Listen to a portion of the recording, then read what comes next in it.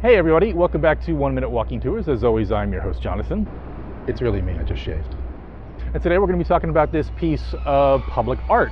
And in part of the you never know what you're going to find in New York City, there's plenty of public art, but what separates this big 12-foot, 2.72 ton block of concrete is that the art displayed here is actually on a piece of the Berlin Wall.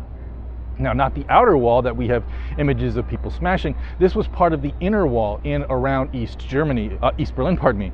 And it says here, on November 2004, on the 15th anniversary of the dismantling of the Berlin Wall, the city of Berlin donated this piece of wall to Battery Park City, which is this location where I am now. These segments were originally located in Berlin. They were not exposed to the outer wall, as I said, and they heavily guarded death strip between the zones, the outer wall and the inner wall.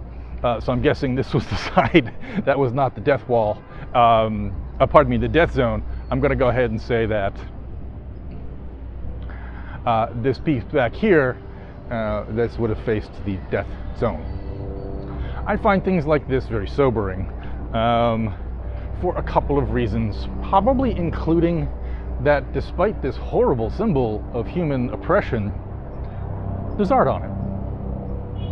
Really humanizes it, I think.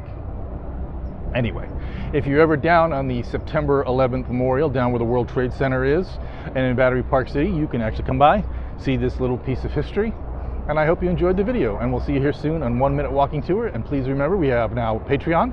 Like, subscribe, and share with friends if you like what we're doing here on 1 Minute Walking Tours, and we'll see you here soon.